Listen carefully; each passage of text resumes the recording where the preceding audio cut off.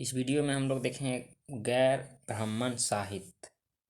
गैर ब्राह्मण साहित्य में बौद्ध साहित्य, जैन साहित्य, उसके बाद चारों बौद्ध संगीतियाँ, जातक ग्रंथ, ये सब देखेंगे। तो देखिए यहाँ दिया गया है बौद्ध साहित्य। ठीक है, बौद्ध साहित्य जो है ये पाली भाषा में लिखा गया है। बौद्ध साहित्य किस भाषा में लिखा गया? पाली भाषा में।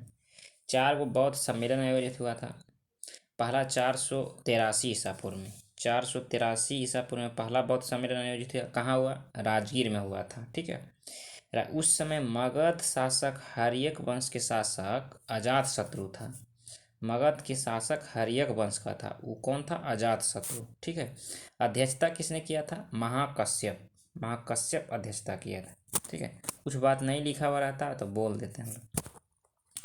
और उस समय जो है, उस समय ये 2 पुस्तक की रचना हुआ है। ठीक है, सूत पीटक और विनय पीटक, 2 पीटक की रचना हुआ है, सूत पीटक और विनय पीटक। जिस सूत पीटक की रचना आनंद ने की है, बुद्ध भगवान के प्रिय शिष्य आनंद। इस पुस्तक में महात्मा बुद्ध के द्वारा दिए गए धार्मिक उपदेश की चर्चा है सूत पीटक में।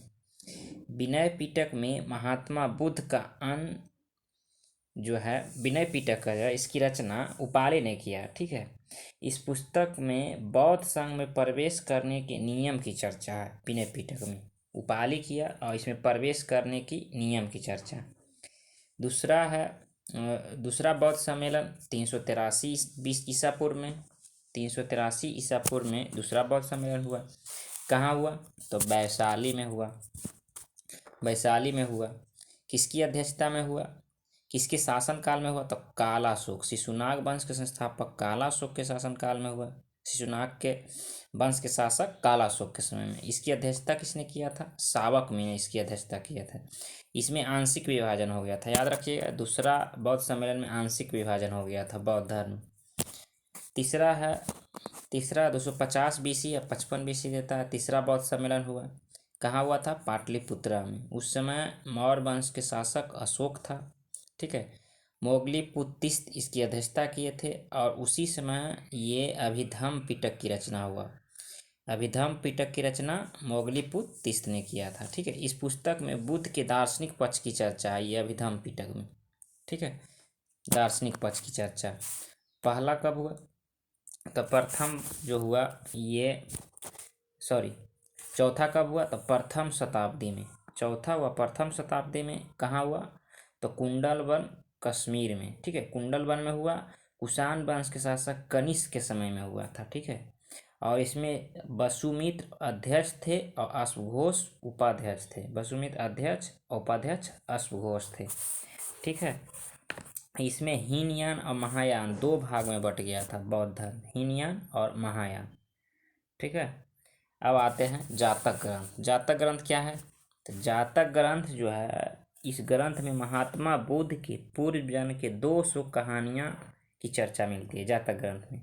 ठीक है, मिलिंद पर्व नामक पुस्तक की रचना बौद्ध भिक्षु नागसेन के द्वारा किया गया। मिलिंद पर्व जो ये पुस्तक है, इसकी रचना नागसेन के द्वारा किया गया, जिसमें नागसेन एवं यवन शासक मीनांडर के बीच वार्तालाप की चर्चा है। मिलिंद पन्हों में नागसेन और मीनांडर के बीच वार्तालाप की चर्चा है। ठीक है, उसके बाद है 16 महाजनपद। तो 16 महाजनपद जो है बौद्ध ग्रंथ के अंगुत्तर निकाय में पहली बार ये 16 महाजनपद की चर्चा मिलता है।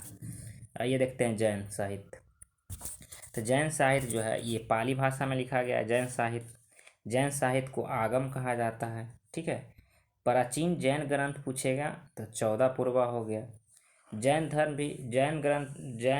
धर्म में 2 सम्मेलन हुआ था। ठीक है, एक 300 बीसी में, ये तीसरी शताब्दी पूर्व, जिसकी अध्यक्षता जो है स्थूलभद्र किए थे और ये पाटलिपुत्रा में हुआ था। ठीक है, इसी समय 12 अंग की रचना किया गया था। 12 अंग एक पुस्तक है, इसकी रचना भद्रबाहु ने। ये जैन सम्मेलन, प्रथम जैन सम्मेलन में 300 बीसी में हुआ। उसी में 12 अंग की रचना हुआ है भद्रबाहु के द्वारा। ठीक है, इसी 12 अंग का एक पुस्तक है भगवती सूत्र, जिसमें 16 महाजनपद की चर्चा।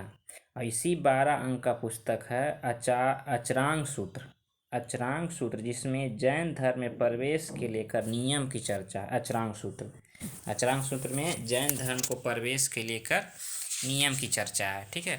उसके बाद दूसरी जैन सम्मेलन कब हुआ था? तो दूसरी जैन सम्मेलन बोलेगा तो 512 ईस्वी में 512 ईस्वी में दूसरी जैन सम्मेलन हुआ। ठीक है। कहाँ हुआ? गुजरात के वल्लभी में।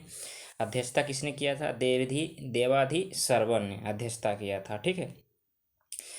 इसी समय जो है इसी जैन सम्मेलन में 12 अंक पर उपांग लिखा गया था। 12 अंक पर उपांग लिखा गया था। ठीक है। जैन धर्म संबंधित पुराण भी है, आदि पुराण। ये किससे संबंधित है? तो जैन धर्म से है। आदि पुराण जैन धर्म से संबंधित है, जिसकी रचना आदि पुराण की रचना किसने किया? जीन सेन ने किया था। ठीक है। उसके बाद आता है अर्थशास्त्र। तो अर्थशास्त्र एक राजनीतिक बुक है। ठीक है। अर्थशास्त्र एक राजनीतिक बुक है जिसका मतलब लेखक कौन है? कौटिल्य, विष्णुगुप्त, चाणक्य। ये एक राजनीतिक बुक है। अर्थशास्त्र जो है 15 खंड यानी 15 खंड जिसको अभिकरण कहते हैं और 180 प्रकरण में विभाजित है। ठीक है। अर्थशास्त्र की तुलना आधुनिक काल के यूरोपीय विद्वान की रचना मैकियावेल की रचना क्या है? द प्रिंस से किया गया है। अर्थशास्त्र की रचना की तुलना किससे किया गया है? द प्रिंस से। इसकी रचना कौन है? मैकियावेल। ठीक है। नेक्स्ट है अर्थशास्त्र में सबसे अधिक प्रभावित ग्रंथ कौन है? तो नीतिशार। अर्थशास्त्र में सबसे प्रभावित ग्रंथ कौन है? नीतिशार, जिसकी रचना कामंदक ने किया है। ठीक है। बहुत सारा बुक देखते हैं थोड़ा सा। मुद्रा राक्षस। तो मुद्रा राक्षस जो है अर्थशास्त्र के बाद दूसरा प्रमुख पुस्तक है, जिसकी रचना विशाख दत्त ने किया। मौर्य वंश की स्थापना और नंद वंश की समाप्ति के बारे में इसमें चर्चा दिया गया मुद्रा राक्षस में। गार्गी संहिता नामक बुक के लेखक गार्गी नामक विद्वान था। ये ज्योतिषी है, एक ज्योतिषी शास्त्र पुस्तक है ये। नेक्स्ट है कालिदास को भारत का शेक्सपियर कहा जाता है।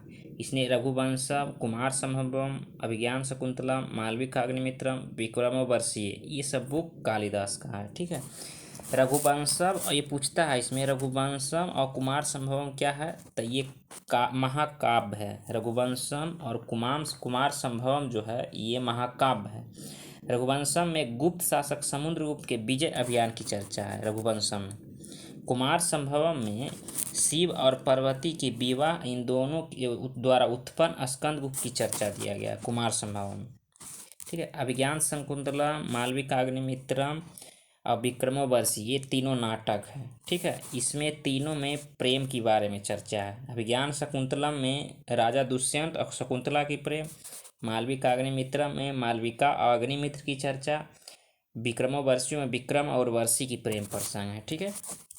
ऋतु संहार और मेघदूतम, ये क्या है? तो ये दोनों खंड काव्य है। ऋतु संहार और मेघदूतम खंड काव्य है। इसमें विभिन्न प्रकार के ऋतुओं की चर्चा है। और मेघदूतम में इसमें यक्ष याचनी के वीरथ गाथा की चर्चा है मेघदूतम में। ठीक है। मिर्चकटिका के रचनाकार कौन है? तो शूद्रक। मिर्चकटिका भी याद रखिएगा। उसके बाद हर्षवर्धन आता है। तो हर्षवर्धन के दरबार में कौन रहता था? तो बाणभट्ट द्वारा भी रचित पुस्तक है हर्षचरित कादम्बरी पर्वती परिणय चंडी शतक। हर्षचरित कादम्बरी पर्वती परिणय चंडी शतक, ये बाणभट्ट के द्वारा रचा गया पुस्तक है। और हर्षवर्धन के द्वारा भी रचा गया पुस्तक ये 3 गो है, नागानंद, प्रियदर्शनी और रत्नावली। तो ये सब इम्पोर्टेंट था। मिलते हैं नेक्स्ट वीडियो में पुरातात्विक स्रोत के साथ। अच्छा, इसमें और कुछ बुक हम लोग देख लेते हैं।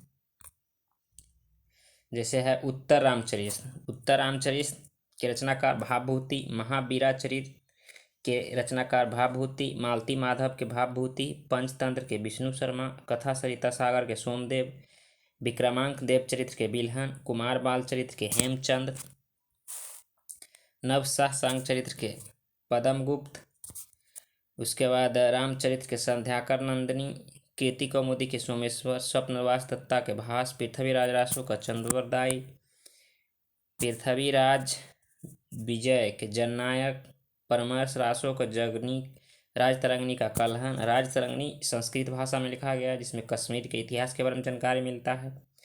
काव्य मीमांसा का राजशेखरन, प्रबंध बोधक कोश का राजशेखरन, बृहद कथा मंजरी के क्षेमेंद्र, गीत गोविंद के जयदेव, भोज प्रबंधन के बल्लाल सेन, गौड़वाहों के बागपति। ये सब कुछ बुक था। चलिए मिलते हैं नेक्स्ट वीडियो में।